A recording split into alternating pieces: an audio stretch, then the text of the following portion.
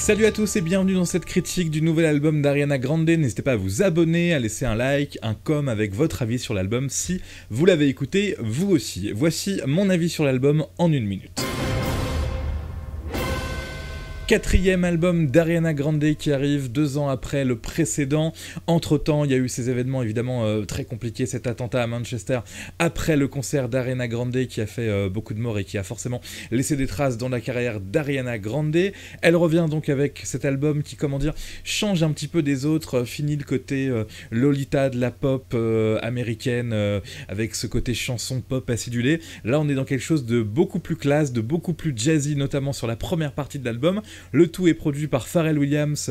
On reconnaît un petit peu le style de Pharrell, c'est-à-dire qu'il arrive à faire des morceaux qui sont techniquement hyper minimalistes, mais qui ont un côté happy. Je pense qu'on peut le dire pour Pharrell Williams, c'est un petit peu son talent. On est dans des morceaux hyper minimalistes, mais hyper bien produits. Et puis franchement, la voix d'Ariana Grande fait quand même le job. Vous verrez en écoutant les extraits avec moi qu'il y a beaucoup de sons sur cet album qui sont hyper jazzy, ou même le refrain n'est pas forcément le meilleur moment du morceau. Et à chaque fois, juste grâce à cette magnifique voix, elle arrive à faire quelque chose de très très fort. Donc je trouve que c'est une très bonne combinaison, Pharrell et Ariana Grande. L'album commence avec la plage numéro 1. C'est une intro a cappella, une forme d'hommage évidemment on imagine pour les victimes de l'attentat de Manchester. Ça s'appelle Rain Drop. When raindrops fell down from the sky, the day you left me, an angel cried. La voix d'Ariana Grande a cappella, forcément très émouvant ce morceau. Raindrops, un ange a crié, c'est le sous-titre de ce morceau, de cette intro tout simplement. La plage numéro 2, on va commencer directement avec le featuring avec Pharrell Williams. Je le disais tout à l'heure, il a participé, produit cet album, donc ne vous étonnez pas si c'est dans le style de Pharrell, ce morceau Blazed.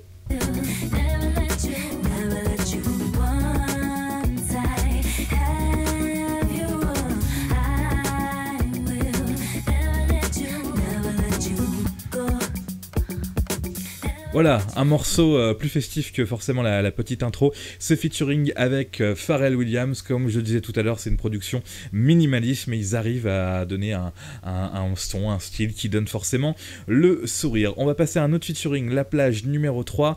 C'est avec Nicki Minaj ce featuring et ça s'appelle The Light Is Coming.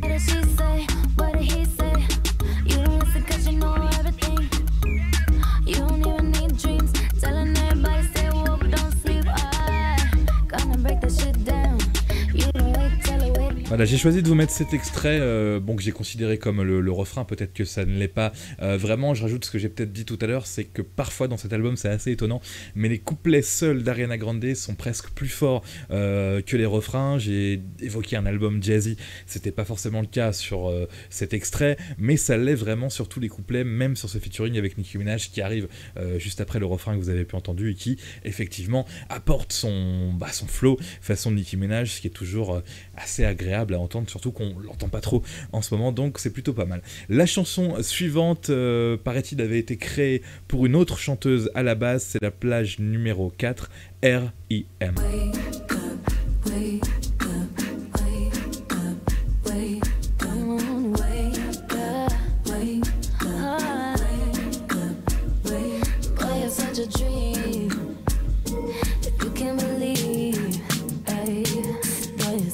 R.I.M. C'est vrai que moi, depuis que j'ai l'information pour qui cette chanson avait été créée à la base, plus je l'écoute et plus je me dis, bah oui, en fait c'est elle. Non, c'est pas Beyoncé qui chante, c'est bien Ariana Grande, mais forcément on peut faire un petit rapport entre les deux sur cette chanson R.I.M. où on reconnaît encore une fois le style urbain et jazzy, je vais dire, de Pharrell Williams. On va passer à la plage numéro 5. Là c'est quelque chose de plus pop, de plus tube, ça s'appelle tout simplement God is a Woman et il me semble que ce sera sûrement le deuxième extrait de cet album d'Ariana Grande.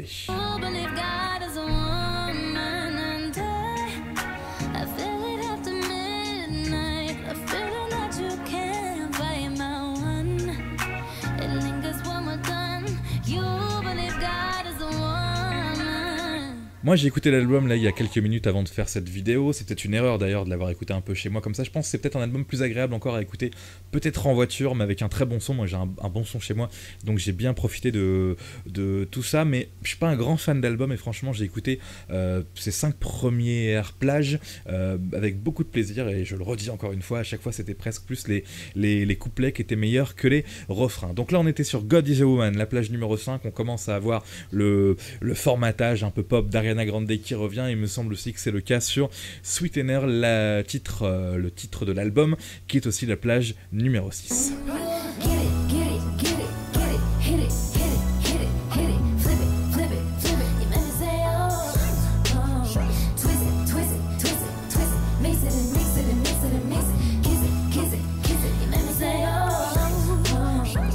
Voilà, un morceau un peu pop urbain, on va dire. Il y en aura encore d'autres, des morceaux plutôt urbains. Le featuring avec Missy Elliott qu'on écoutera tout à l'heure. Là, on va passer à la plage numéro 7. Le morceau s'appelle Successful. J'ai pas bien écouté toutes les paroles de cet album. J'ai pas forcément compris ou traduit, mais il me semble que sur ce titre-là, Ariana Grande évoque les gens très jeunes qui ont du succès, qui font peut-être un petit peu n'importe quoi. Peut-être qu'elle parle aussi d'elle avec de l'autodérision.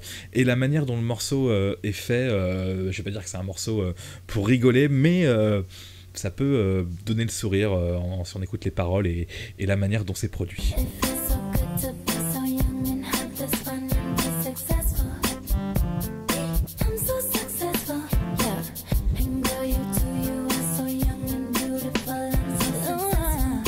Successful, jusqu'à maintenant c'est vraiment mon morceau préféré de cet album, la plage numéro 7 avec God is a Woman. On va entrer dans une autre dimension avec le morceau Every Time. Là il me semble que Ariana Grande retrouve totalement son côté pop.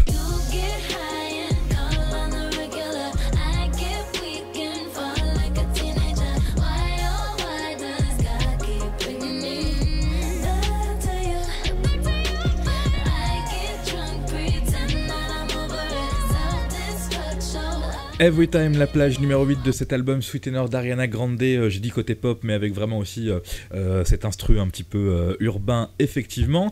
Passons à la plage numéro 9, le morceau Breathing.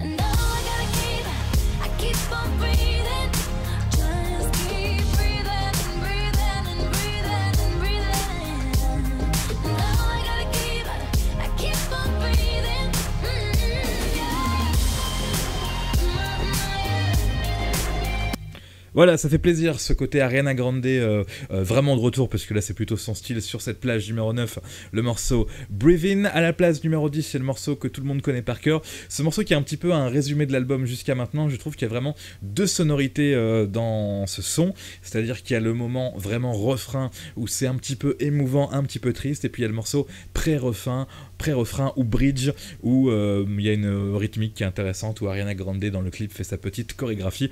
C'est la place numéro 10, No Tears Left to Cry.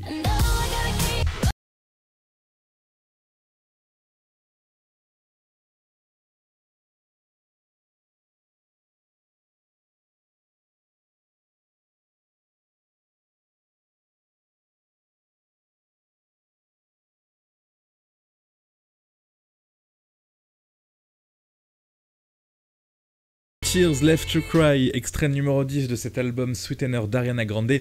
Effectivement, hommage aussi, hommage discret, ce qui est même mieux d'ailleurs, aux victimes de l'attentat de Manchester. On va passer à la plage numéro 11, un autre featuring, celui que j'ai promis tout à l'heure, le featuring avec Missy Elliott, dont on n'avait pas forcément entendu parler, en tout cas en France, depuis un petit moment. Le morceau s'appelle Borderline et ça donne ça. Baby,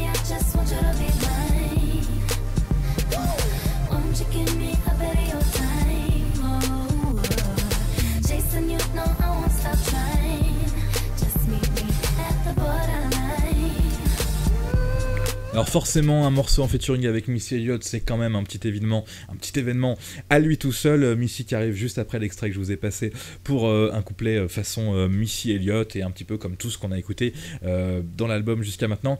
Alors là, c'est pas forcément un tube comme le morceau d'avant, No Tears Left to Cry, comme Successful ou comme God is a Woman, mais c'est plutôt pas mal. C'est peut-être l'un des défauts de cet album, il n'y a pas énormément de tubes, c'est plus des morceaux plutôt personnels, plutôt qu'on appréciera à écouter une fois comme ça en écoutant l'album si on est plutôt fan d'Ariana Grande. La plage numéro 12, ça s'appelle Better Off.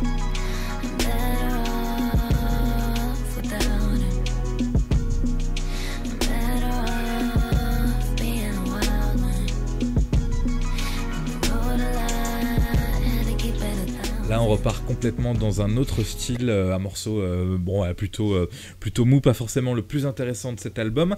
Ça me donne l'occasion de passer plutôt à la plage numéro 13, je sais pas si c'est toujours Pharrell qui produit à ce moment-là. Je trouve que ça ressemble vraiment à quelque chose de fait par les Chainsmokers potentiellement, c'est-à-dire une sorte de son électro mais hyper calme à la fois. Good Night and Go, bonne nuit et on y va, morceau évidemment qui passera peut-être inaperçu mais qui est hyper intéressant je trouve.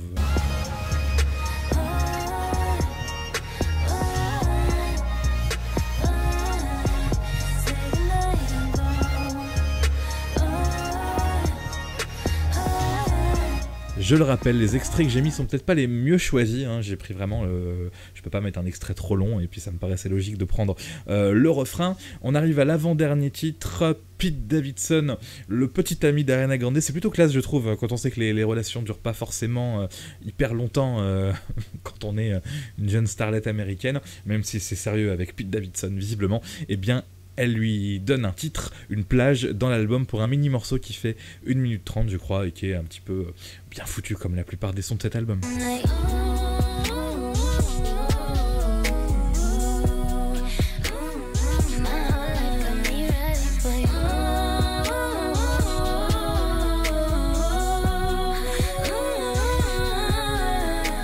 J'ai pas forcément écouté les paroles, mais j'imagine que c'est une déclaration d'amour, j'espère que c'est quand même ça, pour Pete Davidson. Le tout dernier morceau s'appelle Get Well Soon et ça donne ça.